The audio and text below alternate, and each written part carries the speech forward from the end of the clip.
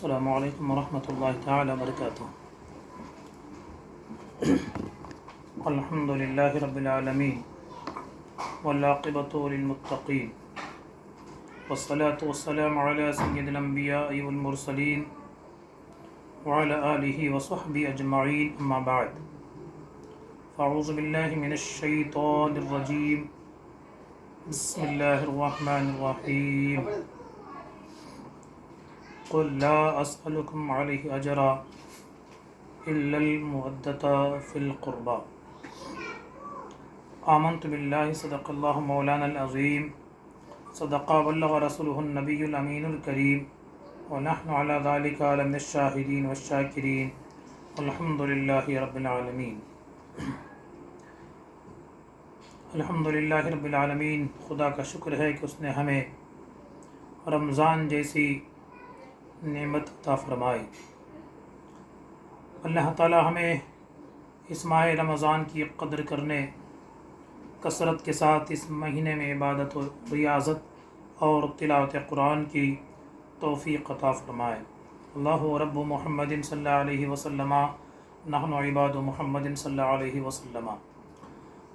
کل جیسا کہ میں نے کہا تھا کہ اسلامی ایک ایک فرض میں ہمارے واسطے بہت ساری بھلائیاں اور دینی دنیاوی اس میں فائدے پنہاں ہیں، پوشیدہ ہیں۔ ہمارا روزہ دیکھ کر آج دنیا کی ہر قوم حیران و ششدر ہیں کہ ایک روزہ کیا ہے، اس کے اندر صحت تو پوشیدہ ہے ہی، ساتھ میں مسلمانوں کا ایمان کتنا مضبوط ہے، یہ اپنے ایمان میں کتنے پکے ہیں کہ بڑے تو بڑے ہیں، عمر والے تو عمر والے ہیں، مسلمانوں کے چھوٹے چھوٹے بچے وہ دن میں 12 گھنٹے اپنی بھوک اور پیاس کو برداشت کر رہے ہیں۔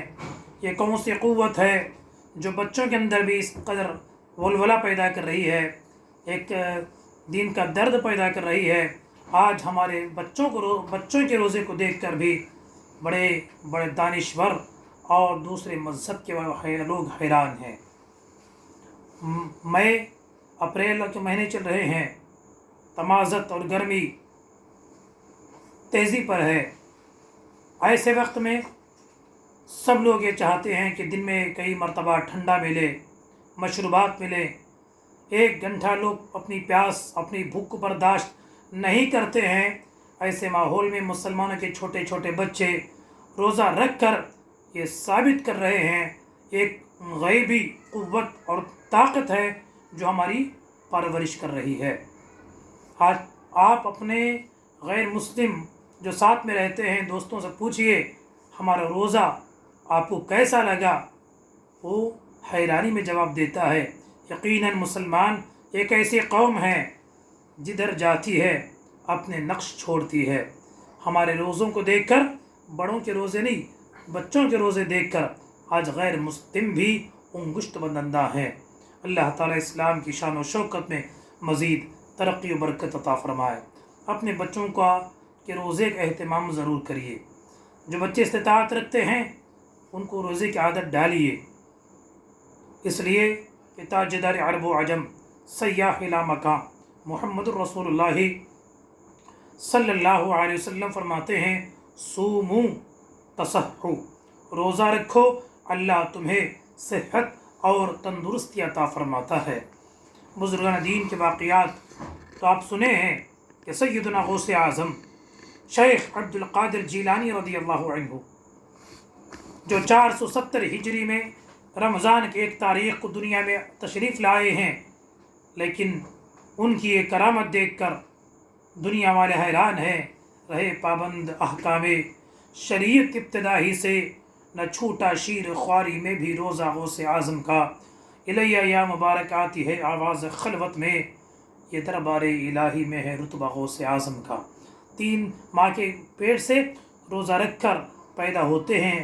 اطراف گیلان میں یہ خبر پھیلتی ہے، ولد للاشراف ولد لا یرضع فی رمضان، سیدوں کے گھر میں، اشرافوں کے گھر میں ایک ایسے بچے کی پیدائش ہوئی ہے جو دن میں اپنے ماں کا دودھ نہیں پیتا ہے۔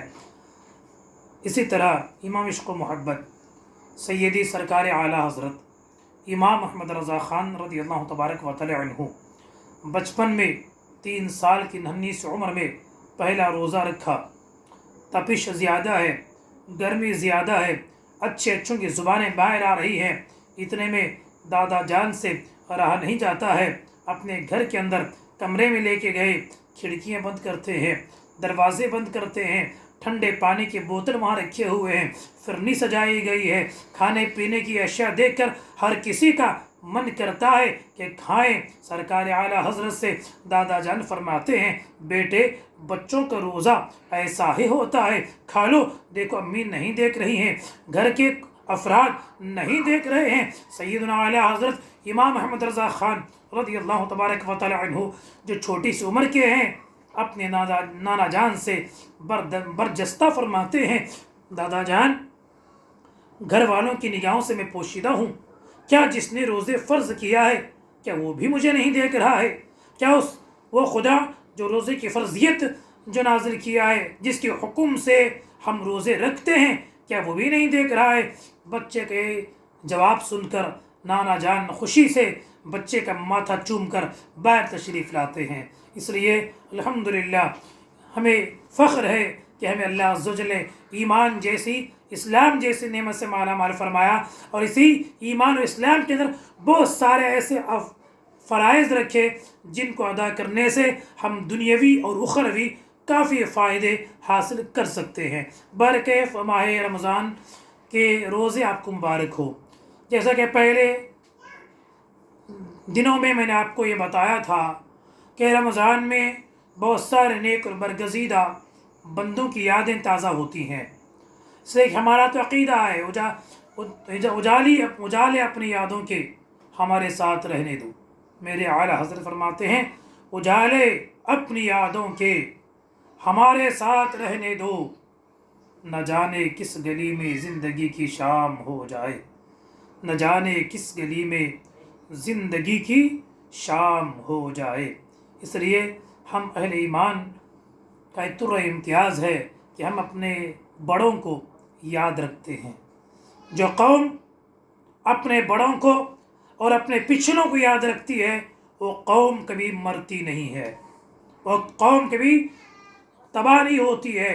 जो कौम अपने बड़ों और अपने बुज़ुर्गों की हिस्ट्री को, तारीख़ को फरामोश कर देती है, वो कौम उभरती नहीं है, वो कौम तरक्की नहीं करती है, वो कौम दुनिया में ऊंचाई की मंजिल की तरफ नहीं जाती है। इसलिए हमारा तुर्रा इम्तियाज़ है कि हम अपने बड़ों को याद रखते हैं, उनकी सीरत को पढ़ते हैं, उनकी ज़िंदगी पर चलते हैं, ताकि हम नाक़िसों को भी ज़िंदगी गुजारने का सही ढंग और सही तरीक़ा नसीब हो जाए। उसी निस्बत के तहत आज मैं आपके सामने खातून जन्नत सैयदतुना फ़ातिमतुज़ ज़हरा रज़ी अल्लाह तबारक व तआला अन्हा की सीरत तय्यबा के हवाले से 2-4 दिन थोड़ी थोड़ी गुफ्तगू करूँगा। अल्लाह ताला हमें सैयदा खातून जन्नत की सीरत पर चलने और हमारे घर की ख़वातीन को सैयदा के कनीज़ों में दाखिल फरमाए। आइए, क्या बात रज़ा उस चमनिस्ताने करम की, क्या बात रज़ा उस चमनिस्ताने करम की, ज़हरा है कली जिसमें हसन और हुसैन है फूल। क्या बात रज़ा उस चमनिस्ताने करम की, ज़हरा है कली जिसमें हसन और हुसैन फूल। अल्लाह अकबर। अज़ीज़न मिल्लत इस्लामिया, आपको मालूम है इस्लाम से पहले औरतों की जो हालत थी वो किसी से पोशीदा नहीं है।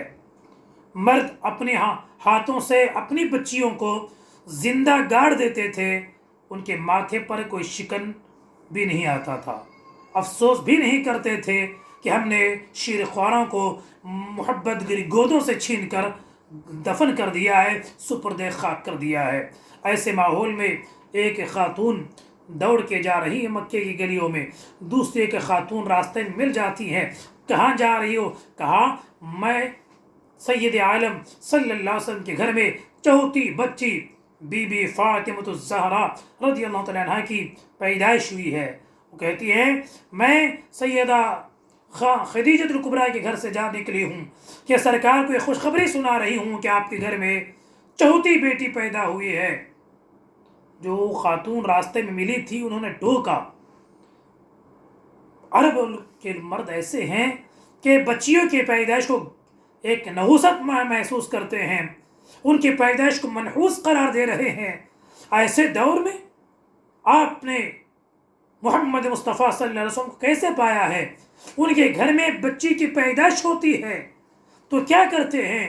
وہ خاتون کہتی ہے اس سے پہلے کہ بچوں کی خوشخبری بھی میں نے سرکار کو سنائی ہے، دوسروں کی طرح بچی کی پیدائش سن کر ماتھے پر شکن نہیں پڑتا ہے، چہرہ چھوٹا نہیں ہوتا ہے، بلکہ بچی کا نام سن کر چہرہ کھل جاتا ہے۔ سرکار صلی اللہ علیہ وسلم گھر میں آ کے اپنا لعاب دہن بچوں کو عطا کر کے نام دے کے خوشی کے ساتھ بکرا ذبح کر کے خوشی کا اہتمام کرتے ہیں۔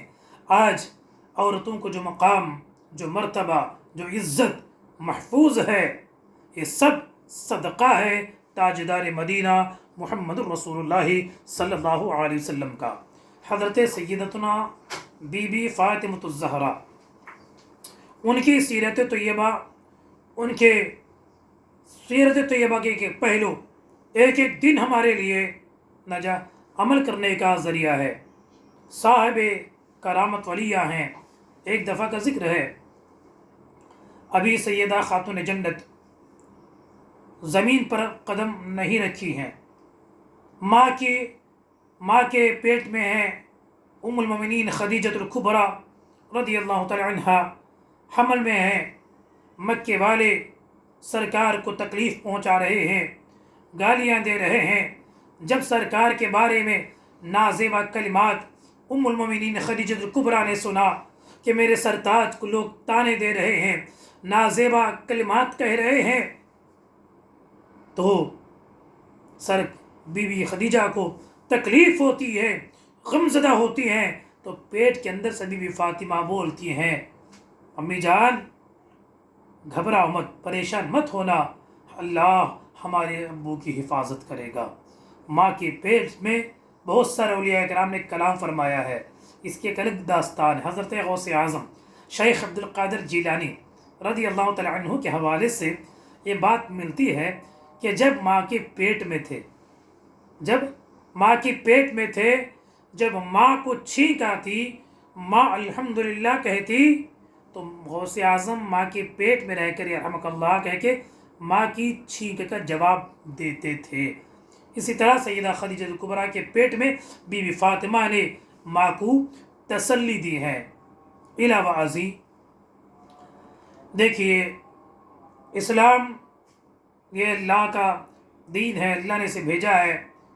تاجدار مدینہ صلی اللہ علیہ وسلم کا آخری خطبہ، جس میں 1,00,000 سے زیادہ صحابہ کرام شریک تھے، حجۃ الوداع، اس خطبے میں بہت ساری باتیں، بہت سارے حقوق اللہ کے حبیب نے ہم لوگوں تک پہنچائے۔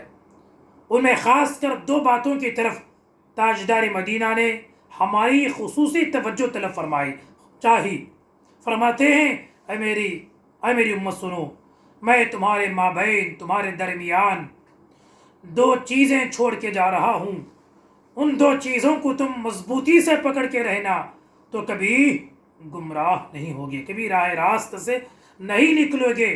ایک ہے کتاب اللہ اور ایک ہے میری اہل بیت، ایک ہے قرآن اور ایک ہے سرکار کی آل۔ اسی لیے آل میں، ان کے اہل میں سرکار کو سیدہ فاطمہ الزہرا سے خصوصی محبت تھی۔ فرماتے ہیں، فاطمہ میرے جگر کا ٹکڑا ہے، فاطمہ میرے جسم کا ایک ٹکڑا ہے، جو فاطمہ کو تکلیف دیتا ہے وہ مجھے تکلیف دیتا ہے۔ اللہ کے حبیب صلی اللہ علیہ وسلم کی محبت اتنی تھی، جہاں بھی گھر سے باہر جاتے سیدہ فاطمہ الزہرا کے گھر جاتے، وہاں ان سے ملاقات کرتے، ان کی پیشانی مبارک کو چومتے تو فرماتے، مجھے فاطمہ سے جنت کی خوشبو آتی ہے۔ حدیث میں ہے، میرے آقا فرماتے ہیں، فاطمہ دنیا میں جنتی حور ہے، اسی لیے ہمیشہ وہ طیب ہیں، طاہر ہیں، ان کی یہ بھی کرامت ہے۔ جس طرح عورتوں کا حیض و نفاس ہوتا ہے، پیریڈس ہوتے ہیں، یمسی ہوتا ہے، کتاب میں لکھا ہے، یہ ساری چیزوں سے سیدہ فاطمۃ الزہرا رضی اللہ تعالیٰ عنہ پاک تھی۔ آج کل ڈاکٹر کہتے ہیں نا، اولاد ہونے کے لیے، صاحب اولاد بننے کے لیے پیریڈس کا صحیح ہونا ضروری ہے، طب کا ایک مسئلہ ہے، لیکن اس کے بغیر سیدہ خاتون جنت نے الحمدللہ 5 بچوں کی والد محترمہ ہے۔ بہرکیف آئندہ وہ سب گفتگو آپ سنیں گے۔ سرکار کتنی محبت فرماتے ہیں۔ جب سرکار صلی اللہ علیہ وسلم آخری وقت ہے، تمام ازواج مطہرات سرکار کے سامنے بیٹھے ہوئے ہیں، سب ہیں، عائشہ بھی ہیں، میمونہ بھی ہیں، حفصہ بھی ہیں، سرکار کے تمام ازواج پاک سرکار کے سامنے بیٹھی ہوئی ہیں۔ اتنے میں سیدہ طیبہ طاہرہ خاتون جنت فاطمۃ الزہرا رضی اللہ تبارک و تعالی عنہا گھر کے اندر آتی ہیں تو سرکار خوشی کا اظہار فرماتے ہیں، خوشی سے کا اظہار فرماتے ہیں اور اپنے پاس بلاتے ہیں، اپنے پاس بلاتے ہیں، کچھ راز کی باتیں، سیکریٹ باتیں ان سے شیئر کرتے ہیں۔ جب یہ سیکریٹ، یہ راز کی باتیں سیدہ فاطمہ نے سنا تو روتی ہیں۔ بخاری اور مسلم میں لکھا ہے کہ شدید روتی ہیں، بہت زیادہ روتی ہیں۔ سیدہ جب روتی ہیں، سرکار اور قریب بلاتے ہیں، پھر کچھ راز کی بات بتاتے ہیں تو ہنسنا شروع کرتی ہیں، مسکراتا شروع کرتی ہیں۔ جب یہ منظر ختم ہوا، ام المومنین سیدہ عائشہ صدیقہ سے رہا نہیں جاتا ہے، انہوں نے پوچھا، ہم اتنے ازواج ہیں، اس کے باوجود اتنی محبت فرماتے ہیں، اتنا پیار کا اظہار فرماتے ہیں، راز کی بات سارے ازواج کو چھوڑ کے صرف فاطمہ کو بتا رہے ہیں۔ تو فاطمہ سے سوال کرتی ہے، اے فاطمہ، تمہاری شان پہ ہم قربان جائیں، بتائیے سرکار نے کیا کہا ہے؟ آئے فاطمہ فرماتی ہیں، اے ام المومنین، سرکار راز کی بات بتائے ہیں، میں اب نہیں بتاؤں گی، راز کو راز میں رہنے دو۔ وہ بات آئی، گزر گئی۔ جب سرکار کا ظاہری طور پہ وصال ہوتا ہے، یہ بات ہمیشہ ام المومنین کے دل میں محسوس ہوتی رہی، کبھی موقع ملے تو یہ راز پوچھوں، کبھی موقع ملے تو یہ میں کیا سرکار نے بتایا ہے اس کو میں معلوم کروں، تحقیق کروں۔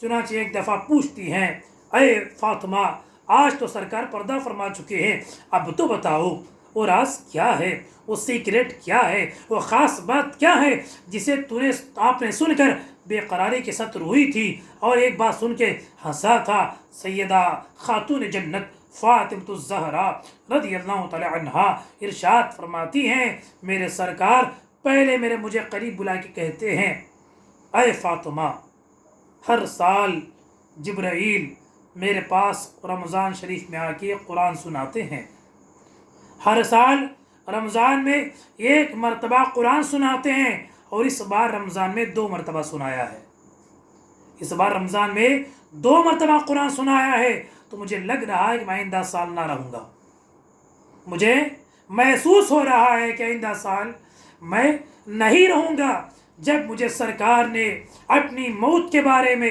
اطلاع دی تو مجھے زار و قطع رونا آیا، میرا کیا ہوگا؟ تو اس کے قریب پھر مجھے سرکار بلا کے فرماتی ہے، اے فاطمہ، کیا تم اس بات پر خوش نہیں ہو کہ تم کو اللہ نے جنتی عورتوں کے سردار، اور ایک روایت میں میری امت کی عورتوں کے سردار تجھے بنایا ہے؟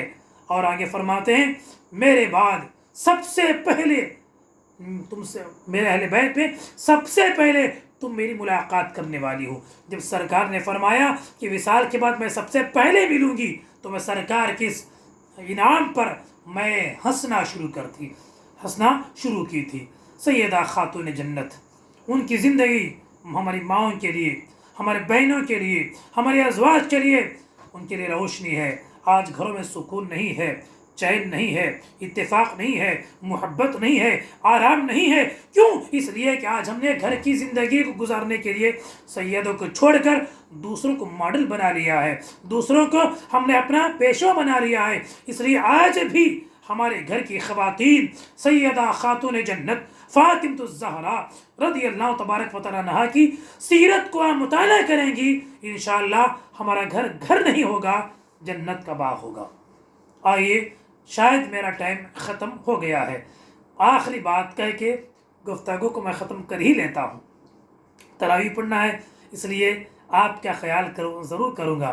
سیدہ خاتون جنت رضی اللہ تعالی عنہ، کرامات، عبادتیں، ان کی ریاضتیں، ان کی مشقتیں، بچوں سے محبت، باپ کی ہمدردی اور امت کے واسطے کیا کیا ہے، یہ سب انشاءاللہ کل پرسوں آپ سنیں گے۔